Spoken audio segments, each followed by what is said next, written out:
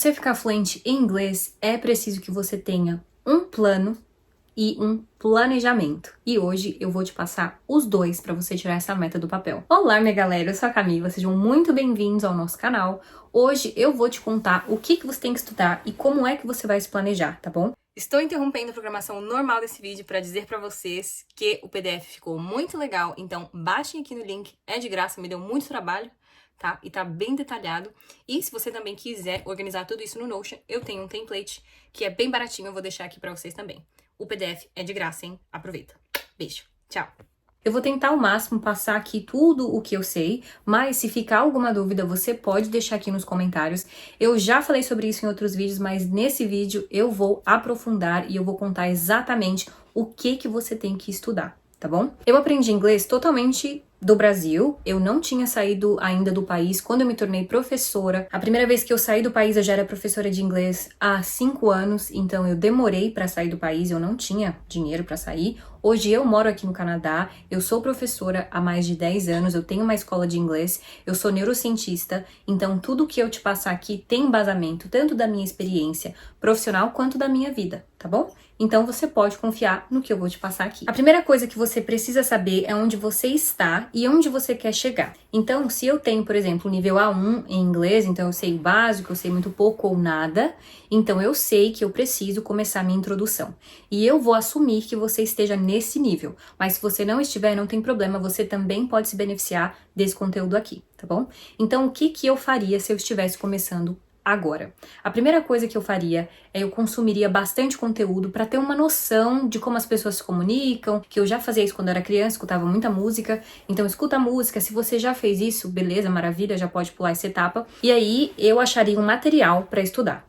E eu vou indicar um para vocês que se chama Grammar in Use. Por que eu indico Grammar in Use? Porque ele é um livro de gramática. E, gente, eu sei, é muito... A gente quer fugir da gramática, mas quando você não sabe o idioma e você precisa aprendê-lo do zero depois de adulto, a gramática vai ser o caminho mais rápido e mais fácil para você. Eu te garanto, tá? É, assim, você precisa entender a estrutura do idioma, não tem como fugir disso, tá? Não tem como você fugir da gramática. Não fica bravo com a prof. Com o método certo e persistência, você pode chegar à fluência com toda certeza. Então, vamos lá. Primeiro passo, você vai escolher o material. Eu indico o Grammar News, como eu já disse, porque o Grammar News, ele tem toda a base, tudo o que você tem que estudar, ele tem um roteiro ali pra você já. Ele é um livro que a gente usa muito na escola, a gente não usa só ele, mas a gente usa muito ele, porque ele é a base, tá? Ele é realmente um livro muito interessante, muito bom. E ele tem bastante exercício, então eu recomendo que você já comece estudando por ele. Por quê? Ali você vai aprender verb to be, você vai aprender futuro, você vai aprender a diferença entre going to e will, você vai aprender tudo, entende? E aí depois, nos outros níveis do livro, você vai aprender mais verbos, mais expressões. Começaria com esse livro e eu vou deixar o nome dele aqui embaixo para você conseguir pesquisar, comprar ou achar online também, que tem. E se eu achar online, eu mostro aqui para vocês, tá? Eu não sei se tem, provavelmente deve ter na Amazon assim, mas eu não tenho certeza, eu vou olhar para vocês. Então, o que você tem que saber no nível A1? É isso que você tem que estudar para chegar nesse nível, tá bom? Eu já estou aqui com a minha colinha e eu já vou falar para você o que é esperado de cada nível, tá? Então, o A1, que é o iniciante, você tem que ser capaz de ter compreensão oral escrita nas seguintes coisas, que é poder entender e usar expressões simples, então, se apresentar, vou colocar aqui como se apresentar, tá? Um vocabulário básico, principalmente sobre família, casa, comida e interesses simples, por exemplo, oh, I like to play volleyball. Eu gosto de jogar vôlei. Então, essa é uma frase simples e a gramática também é simplificada. Geralmente é presente, passado, futuro simples, com afirmação, negativa e pergunta. Esse é o A1, tá? O A2, ele seria o pré-intermediário, vamos dizer assim. No A2, você ainda estaria no básico, mas aqui tudo que você sabe no A1 é bem mais automático, mais fácil de acessar, e aí você sabe mais do dia a dia. Então você consegue pedir informação, você consegue passar e pedir informações pessoais, familiares, você consegue fazer compra, você consegue falar sobre geografia também, então você consegue falar dos países onde você mora, você já sabe preposições como go to school, go home, go to the park, você já consegue entender esse tipo de preposição, como usar. Aqui também você consegue escrever sobre a própria rotina, sobre a própria vida, tá? Muita coisa você fala sobre você. O B1, ele é o intermediário. No intermediário, você já consegue manter um nível de conversa com coisas que você já está familiarizado. Então, no B1, você consegue manter um nível de conversa um pouco mais elevado com coisa que você já está mais familiarizado. Então, você consegue, por exemplo, fazer mais perguntas, falar das outras pessoas. Então, aqui você já começa a expandir o vocabulário, você já começa a expandir a gramática para outros áreas. Então, você sabe falar, você consegue, por exemplo, fazer uma entrevista de emprego no nível intermediário de inglês. Porque no nível intermediário, que seria o B1, você já consegue, por exemplo, falar das suas próprias experiências. Aqui você já tem gramáticas como o present perfect, talvez você não use perfeitamente, mas você já consegue falar I have been, she has been. Então aqui você já tem um domínio maior. Então A1, A2, você foi lá, se programou, aprendeu essa lista de coisas aqui. E aí, no B1, você já consegue falar sobre tudo isso tranquilamente. Comete erro sim, mas é mais fácil para você. O B2 já seria o inglês intermediário avançado, que é quando você consegue ter mais confiança e mais autonomia. Então aqui você já consegue ter uma conversa com o nativo, uma conversa mais natural, que você não precisou se preparar, como é o caso do B1, por exemplo, que você tem que se preparar para fazer uma entrevista de emprego, né, em inglês. Você precisa pensar nas palavras corretas, você precisa pensar melhor em como você vai estruturar as coisas. Aqui, no B2, você já não precisa ter tanta essa preparação, você já se sente confiante, confortável para falar com um nativo, por exemplo. Aqui também você já consegue fazer discussões técnicas, porque você tem vocabulário suficiente de diferentes opções. Você tem, por exemplo, um vocabulário sobre política. Aqui você pode ter um vocabulário sobre medicina. Aqui você pode ter um vocabulário sobre negócios. Então, você já tem muito mais segurança para ficar tranquilo e falar inglês, tá? Aqui você tá um passo já de ter o C1. O C1, você consegue, aqui já é avançado, então é uma forma espontânea. É tipo, você já tem domínio, por exemplo, até dos trejeitos que as pessoas usam. Então você fala, oh, really? Então você já tem aquele domínio mais tranquilo, você já tem conhecimento das expressões idiomáticas, você tem confiança para falar, assim como já no B2, né? Então por isso que eu disse que aqui você tá muito perto já do avançado, né? E aqui você consegue formular ideias claras, detalhadas, aqui você já consegue fazer uma redação em inglês, tá pronto para a vida. O C2, ele é a proficiência, né? Que é diferente da fluência, tá? Geralmente quem precisa estar no C2 são os professores, que aqui é a proficiência, aqui é um domínio das teorias da língua, aqui é uma coisa assim muito mais intensa, sabe? Bem diferente da fluência.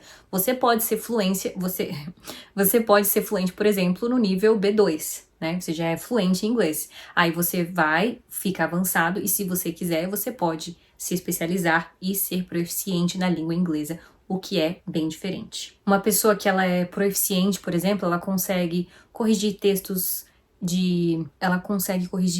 acadêmicos, consegue corrigir, escrever. Então existe assim uma diferença entre fluência e proficiência, tá bom? Então o C2 é a proeficiência. Então não precisa você se preocupar em chegar nesse nível.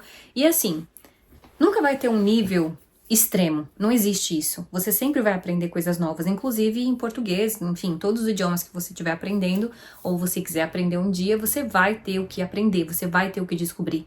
Nunca vai chegar um momento em que você vai falar, nossa, já tudo que tem nesse livro aqui conhece todas essas palavras. Eu leio muito, e toda vez que eu leio, e eu leio, assim, 90% em inglês, e tudo que eu leio, eu vejo palavras novas sempre. E eu moro no Canadá há 3 anos. Então, assim, sempre vai ter o que aprender, com quem aprender, novos sotaques, tá bom? Então, agora a gente vai falar um pouco sobre como você tem que se planejar para fazer isso. Vocês viram aqui que eu dividi tudo isso em níveis, né? E eu recomendo que você faça o mesmo. Por quê?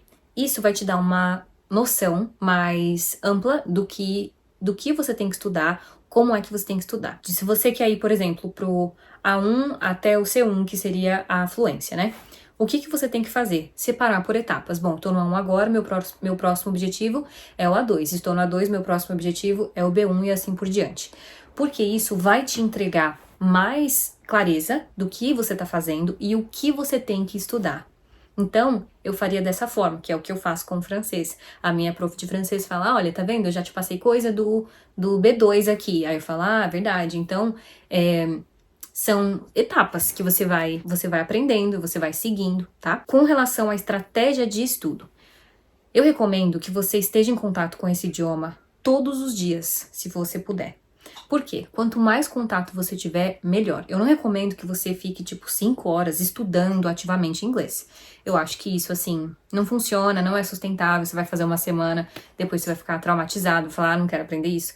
Por quê? O nosso cérebro também precisa de tempo para processar as informações novas. Não é assim, eu vi essa aula e pronto, agora eu posso ir para outra aula numa boa. Não. Você tem que usar o que você viu naquela aula. Você tem que usar o que você viu na aula anterior e aí o seu cérebro vai começando a make sense, a fazer sentido para você do que é que tá acontecendo. Aonde é que entra aquilo? E é um processo, eu não vou dizer que é um processo natural, no sentido de que ele acontece sem o seu esforço, mas quando você coloca o esforço, o seu cérebro torna aquilo um processo natural. O que eu quero dizer? Que muitas vezes você vai lá, estuda, não entende, mas você só precisava de um pouco de tempo longe daquele conteúdo para que ele fizesse sentido. Quando você volta e você vê de novo, você fala, ah, tá, agora eu entendi. Entende o que eu quero dizer? Porque o nosso cérebro precisa de tempo para processar as informações. Esse sistema de estudar muitas horas por dia, todos os dias, não é o melhor sistema que existe. Eu sei que podem existir outros professores e outros neurocientistas que vão discordar de mim, e aí você pode colocar isso em prática, você pode testar os dois e ver o que faz mais sentido dentro daquilo que você pode atingir. O que você pode atingir com o tempo que você tem, com os recursos que você tem. E é claro que eu recomendo que você contrate alguém. Por que eu recomendo isso? Embora seja possível aprender inglês sozinho, dependendo de como você funciona, né? Lógico, tem gente que é melhor sozinho, faz as coisas melhor sozinho. Eu preciso ter um compromisso com alguém. Eu gosto de ter a professora lá, eu saber que eu posso tirar as minhas dúvidas naquela semana, que eu tenho alguém para prestar contas, eu tenho que falar para ela o que eu estudei, eu tenho que mostrar para ela a lição de casa que eu fiz e a que eu não fiz, que dói. Então, para mim é importante ter essa pessoa que vai me guiar, né? E se você quiser estudar com a gente, eu vou deixar o link aqui, que eu tenho uma escola de inglês, mas também é possível fazer isso sozinho, principalmente com o livro que eu indiquei pra vocês, que é o Grammar News. O Grammar News, ele é um livro, assim, ele tem continuidade, né, ele é da Cambridge, então a Cambridge tem vários livros de inglês, você pode usar aquilo lá, mas sozinho vai te dar mais trabalho. Então, se você puder ter uma professora, um professor particular, eu recomendo com toda certeza, porque vale o investimento, se você não for desistir. Tá? Porque se você pegar um professor, uma professora, e aí você vai desistir depois de um ano e meio, você vai falar, ah, eu não quero mais, perdeu 1 ano e meio de estudo.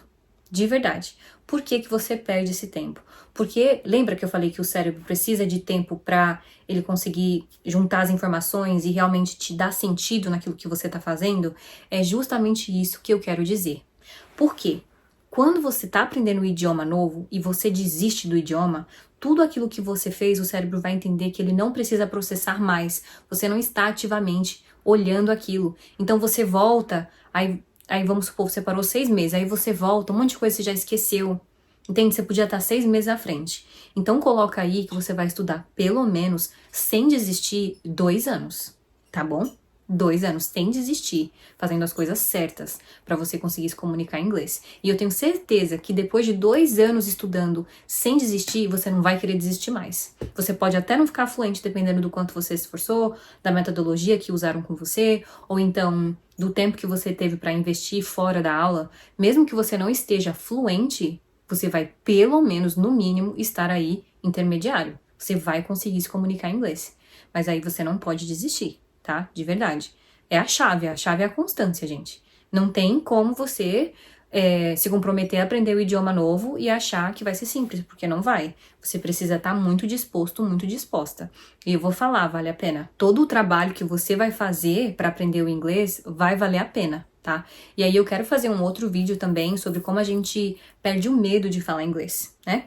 Então, eu espero que você coloque tudo isso em prática. Eu vou deixar um documento aqui também, aqui embaixo para vocês, detalhando tudo que eu coloquei nesse vídeo, o que você tem que estudar. Vou deixar também o nome do livro, tudo, porque eu quero muito que você aprenda. Eu também vou deixar aqui o link, caso você queira estudar com a gente. Você pode mandar mensagem no nosso WhatsApp, você pode entrar no Instagram, você pode se inscrever na lista. O jeito que você quiser achar a gente, você vai achar, tá bom? E eu espero muito que você coloque tudo isso em prática e eu vou continuar aqui pra te ajudar nesse processo, que é longo, mas compensa muito. Então, muito obrigado por você estar aqui. Deixa aqui nos comentários o que você achou desse vídeo e a gente se vê na semana que vem, se Deus quiser. Um beijo. Tchau!